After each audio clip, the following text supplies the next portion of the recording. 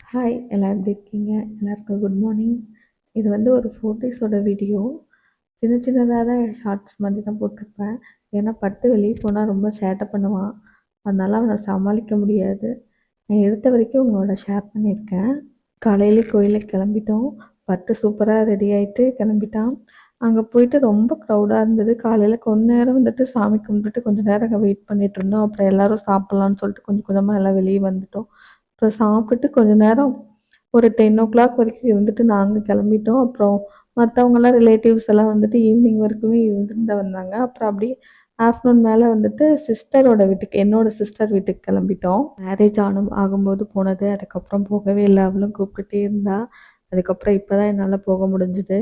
But அங்கே போயிட்டு வந்துட்டு ஒவ்வொரு ரூமாக போய் தேடி பார்த்துட்டே என்ன இருக்குது என்ன இருக்குது அப்படின்னு பார்த்துட்டே இருந்தான். அன்றைக்கி ஈவினிங் அப்புறம் வந்துட்டு வீட்டுக்கு வந்துட்டோம். அன்றைக்கி ஈவினிங்கே எங்கள் வீட்டுக்கு வந்துட்டோம். இது வந்து எங்கள் அம்மா அப்பா வீடு. பட்டு வந்ததுமே வந்து விளையாட ஆரம்பிச்சிட்டான். போய் ஒவ்வொன்றா வந்துட்டு கீழே கிடக்கு. நான் வந்து மேக்ஸிமம் கீழே எதுவுமே வச்சுருக்க மாட்டேன். இங்கே வந்து எல்லாமே கீழே இருக்கும். எல்லாத்தையும் எடுத்து போட்டு விளாண்டுருந்தான். ஒரே ஜாலி தான். ஊருக்கு வந்தால் லாஸ்ட் டைம் வந்திருக்கும்போது பட்டு வந்து எங்கள் கூடயே தான் இருந்தான். அம்மா அப்பா கூட போகவே இல்லை. அவன் செட் ஆகுற வரைக்குமே போகல. லாஸ்ட் நாள் ஊருக்கு கிளம்பும்போது தான் போனால் அப்போ அவங்களுக்கு பொக்குன்னு போயிடுச்சு. ஆனால் இந்த டைம் வந்துட்டு போனதுமே செட் ஆகிட்டான். நல்லா ஜாலியாக சுற்றிட்டு இருந்தான். அப்புறம் ஹரி அன்னைக்கு ஈவினிங்கே கிளம்பிட்டாரு.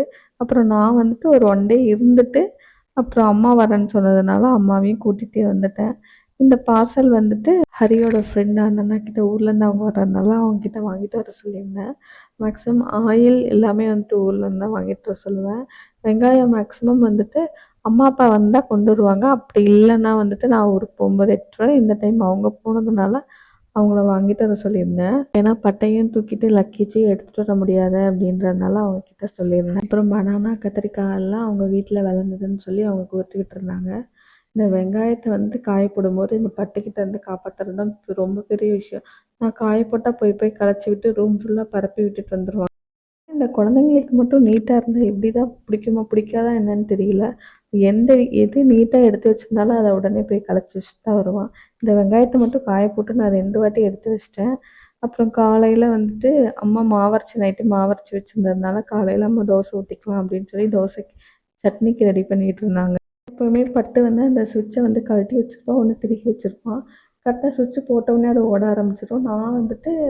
நான் எப்பயுமே ப்ராப்பராக ஒரு டைம் செக் பண்ணிவிட்டு பண்ணுவேன். அம்மா வந்துட்டு மறந்துட்டு ஆன் பண்ணிட்டாங்க போல், ரொம்ப பயந்துட்டாங்க. நானும் அம்மா கிட்ட சொல்ல மறந்துட்டேன். எனக்கு வந்து தோசை வந்துட்டு அந்த ஊத்தப்பம் மாதிரி இருந்தால் தான் பிடிக்கும். ஆனால் ஹரிக்கு வந்துட்டு அந்த கிறிஸ்பியாக மொறு மொறுன்ட்டு அந்த மாதிரி இருந்தால் தான் பிடிக்கும். 2 பேருக்கும் மாற்றி மாற்றி ஊற்றிட்டு இருந்தேன். மத்தியானம் லஞ்சுக்கு வந்துட்டு என்னோட ஸ்பெஷல்னு சொல்லிட்டு அம்மா வந்து கிச்சன் பக்கமே வர விடாமல் நானே அம்மாவுக்கு பண்ணிகிட்டு இருந்தேன். ஆனால் சின்ன வெங்காயம் கையில் இருந்துட்டால் போதும், நானும் உழிச்சு போட்டுருவேன். ஆனால் இங்கே சென்னையில் வாங்கும்போது மட்டும் மனசே வராது. அவ்வளோ காஸ்ட்லியாக இருக்குன்றதுனால ஒரு 4 வெங்காயம் போடுவேன். சிக்கன் 65க்கு மசாலா வந்து வீடியோ பார்த்து ஆல்ரெடி வந்துட்டு மிக்ஸ் பண்ணி வச்சுருந்தேன். அப்புறம் அதை போட்டு மிக்ஸ் பண்ணிட்டு இருக்கும்போது எங்கள் அம்மாவுக்கு ஒரே ஆச்சரியம். இதெல்லாம் உனக்கு செய்ய தெரியுமா அப்படின்னு வந்து கேட்டுட்டு இருந்தாங்க.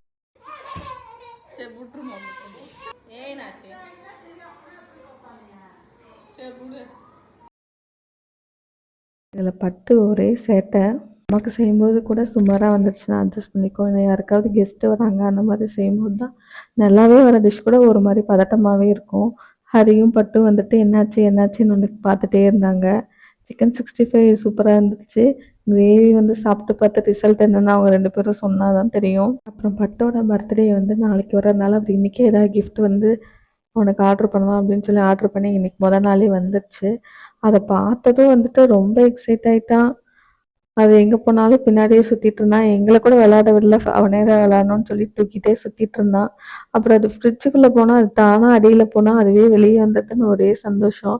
இதை பார்க்கும்போது எனக்கு அந்த ரோபோட்டிக் வேக்கம் கிளீனர் ஞாபகம் தான் இருந்தது. அது உள்ளே போயிட்டு எங்கே போனாலும் அதுவே க்ளீன் பண்ணிட்டு வரும்ல, அந்த மாதிரி தான் இருந்தது.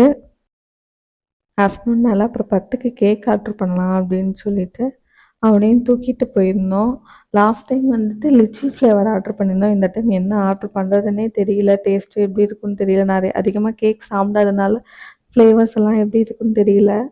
ஒரு குத்து மதிப்பாக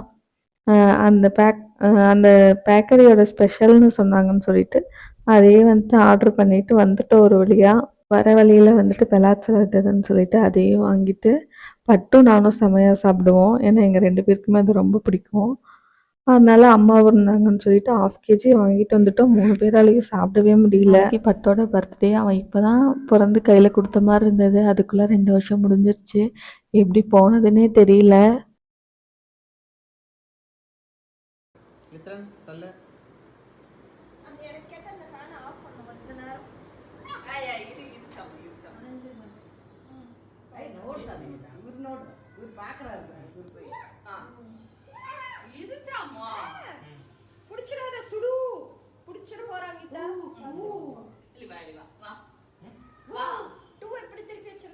பட்டுக்கு இந்த ட்ரெஸ் போட்டதும் செம்ம சூப்பராக இருந்தது. நாங்களே பார்த்து ரசிச்சுட்டு கண் வச்சுட்டே இருந்தோம்.